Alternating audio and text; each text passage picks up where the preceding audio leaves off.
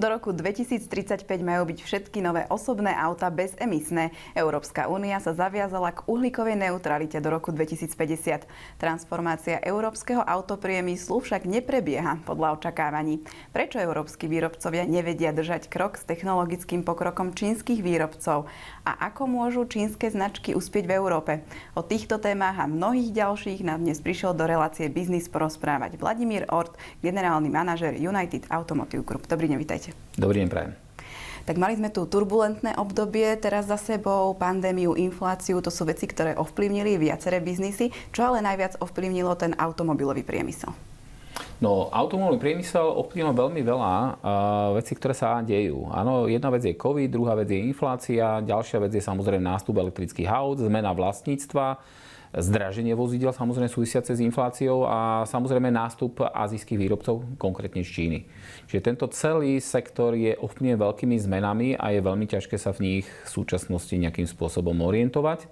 A samozrejme ten zákazník, a samozrejme ešte veľmi dôležitá vec sú regulácie Európskej únie, ktoré sú, ako ste povedali, 2035 čisto bezemisné autá, 2025 už s nižšími emisiami, 2027 ešte ďalšie regulácie, ktoré k tomu prichádzajú.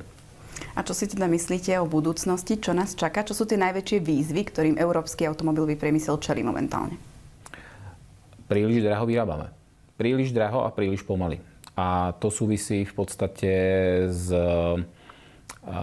nejakou základnou kostrou Európy ako takej, kde my fungujeme veľmi sociálne a liberálne, čo teraz nehovorím, že to je nejaká kritika, ale principiálne tento svet okolo nás taký nie je a pracovná doba napríklad v čínskych fabrikách nie je ovplyvnená sociálnymi nejakými výhodami.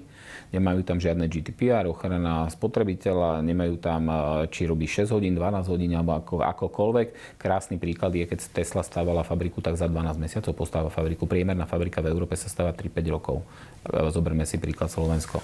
Takže tento neporovnateľné je ten nástup toho, akým spôsobom to oni robia.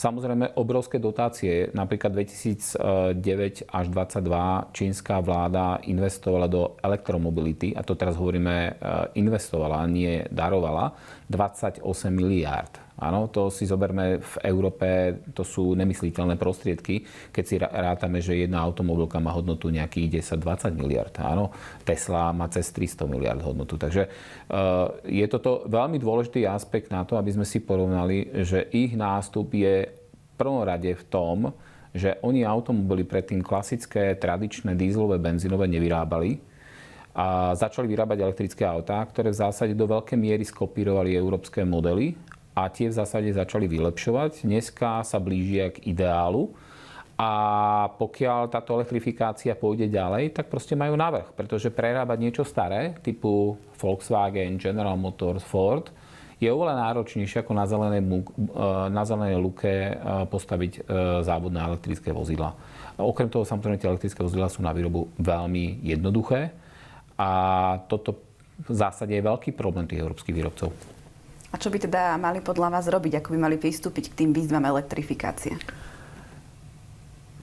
Toto je veľmi ťažká otázka, pretože niekedy sa hovorí, že treba hodiť bombu atomovú a treba to celé zrušiť a postaviť na novo, pretože stavať na niečom starom trvá veľmi dlho. Krásny príklad je vznik Tesly versus práve tieto tradičné automobilky. Prečo tá Tesla dneska je taká úžasná? Je preto úžasná, lebo vyrába len konkrétne nejaké 3-4 modely, nemá veľmi veľa variácií a zákazníkom sa to páči.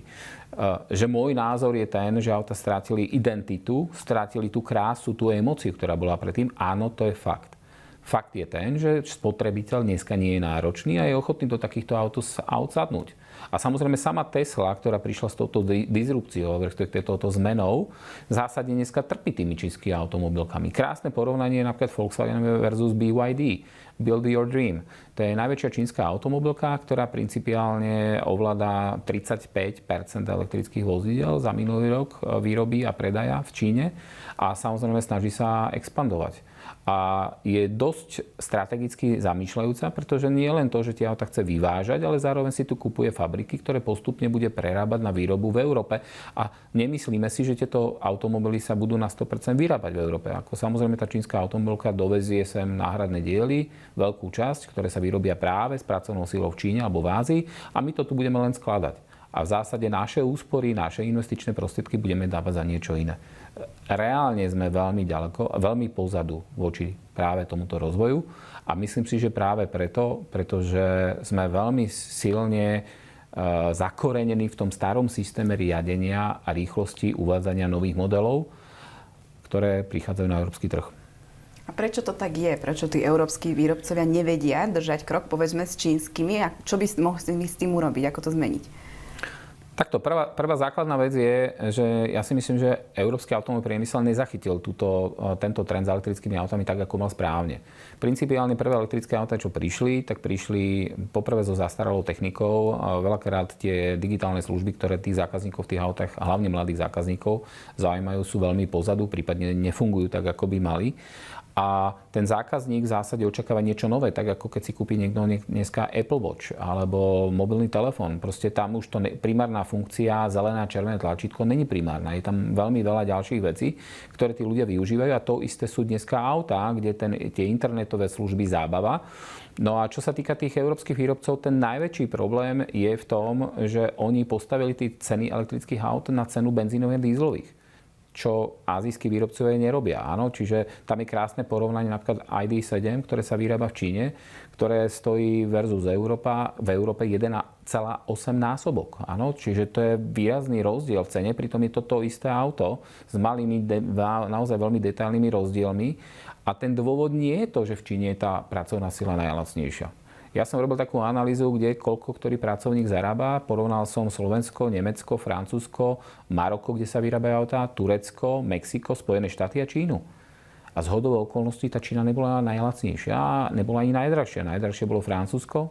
Slovensko bolo veľmi blízke, mimo nejakých benefitov pracovníkov bolo Nemecku, čiže nejakých minus 20%.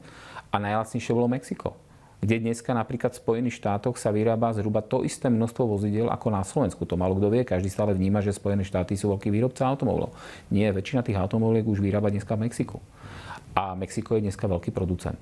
Čiže problém je to, že to konkurenčné prostredie vytvorilo to, že ten elektromobil, ktorý dneska prichádza ako ekologická alternatíva klasickým vozidlám, sa veľmi ľahko dá vyrobiť. Niekto, kto to zvládne, to zrazu začne sekať na veľké množstva. Má kúpené robotické spoločnosti, ktoré v minulosti ovládali nejaké nemecké spoločnosti. Áno, nemecké veľké spoločnosti, ktoré vyrábali roboty, ktoré vyrábali automobily, pokúpili Číňania za posledné roky. A principiálne dneska to veľmi dobre zvládajú. Samozrejme plus tí Číňania a tá celá Ázia maká oveľa viac ako tá Európa. Tá Európa je nastavená na 3, 4, 5-dňový pracovný týždeň. Čína robí 6-7 dní v týždni. My robíme 8 hodín, oni robia 12 hodín. Či je to dobré alebo zlé, nie je to teraz dôležité. Dôležité je, že toto nemáte šancu prebiť a nemáte ani šancu prebiť tie sociálne výhody, na ktoré my tu v Európe sme zvyknutí. Veľmi dôležité sú samozrejme aj tie dotácie, ktoré v Ázii na tie elektromobily dneska sú, tak ako v minulosti boli napríklad na elektrobicykle. Čiže tá cena nie je vždy relevantne, reálne náklad toho výrobcu a to práve teraz Európska komisia napríklad skúma a či práve kvôli tomuto nebudú nejaké antidumpingové clá uvalené na čínske vozidlá. Ale reálne ten európsky automobilový priemysel má problém. Ja si myslím, že tento nerovný boj nemáme šancu vyhrať. A práve kvôli tomuto všetkému, pretože to by sme museli celý charakter Európskej únie zmeniť. A jediná šanca je začať alebo vyrábať tie autá, ktoré naozaj majú vysokú pridanú hodnotu. Ferrari, Lamborghini, Aston Martin, Bentley.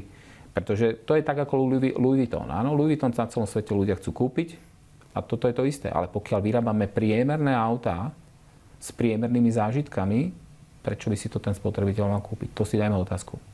Viete si možno predstaviť taký scenár, že by sa tí európski výrobcovia spojili a vytvorili si tým nejakú konkurenčnú výhodu na svetovom trhu? Je to reálne? Je toto krásna myšlienka. Čítal som si ju a musím povedať, že podľa mňa nie je aplikovateľná, pretože vždy všetky veľké spojenia, ja si na to dodneska pamätám, ako sa spájal koncern Daimler, Mercedes, s Chryslerom v Spojených štátoch a veľmi zle to dopadlo a tieto spojenia sú veľmi ťažké, pretože to najdôležitejšie, čo tam je, a ešte spojenie viacej výrobcov, to už je úplne komplikované, pretože tam dojde k spájaniu rôznych mentalít. Francúzskej, nemeckej, anglickej a ja neviem ešte jakej. A tie mentality sú naozaj veľmi výrazne rozdielne. Tá šanca samozrejme vždy nejaká je. Ja si myslím, že toto je nemysliteľné, aby takéto niečo vyšlo. V každom prípade, podľa mňa, vývoj v automobilnom priemysle kopíruje vývoj v technológiách, ako boli elektrobiznis. Krásny príklad je prvé rádiové vysielanie 1920, 1950 prvé čierno-biele vysielanie, 1973 farebný televízor, príchod videa, VHS a tak ďalej, CD. A toto všetko v zásade vznikli následne európske spoločnosti, ako bol Philips, ako bol Blaupunkt, ako bol Grundig, ako bol Nordmende. Pozrite sa dnes, ani jedna z tých spoločností tie elektronické technologické veci nevyrába. Namiesto rádio a kaziet a CD-čiek máme dneska niektoré ešte stále USB, aj to už je také staré, ale každý moderný človek používa Spotify. A zaplatíte 70 eur mesačne a máte extrémne množstvo hudby. A toto isté, ja si myslím, že sa stane s automobilmi, pretože my nie sme schopní priniesť niečo, čo oni sú schopní priniesť a mali by sme si toto naozaj reálne povedať. Čiže treba sa naozaj sústrediť na nové trendy a teraz ako samozrejme ja nehovorím, že toto sa stane zajtra. Ale ja si myslím, že my už v tomto ideme. V tomto reálne ideme a môžeme sa akokoľvek brániť, ale principiálne my nie sme schopní konkurovať niekomu, kto tie pravidlá na výrobu a tú rýchlosť a tú efektivitu vie zvládnuť oveľa lepšie ako my. A to reálne podľa mňa Európa na to nemá. Bola zaujímavá myšlienka. Na záver ja vám veľmi pekne ďakujem za rozhovor aj za váš čas. Ďakujem pekne. Pekný deň. Relácia Biznis je v tejto chvíli už na konci. Mojím hosťom bol Vladimír Ort, generálny manažér United Automotive Group. Ďakujeme veľmi pekne za pozornosť. Dovidenia.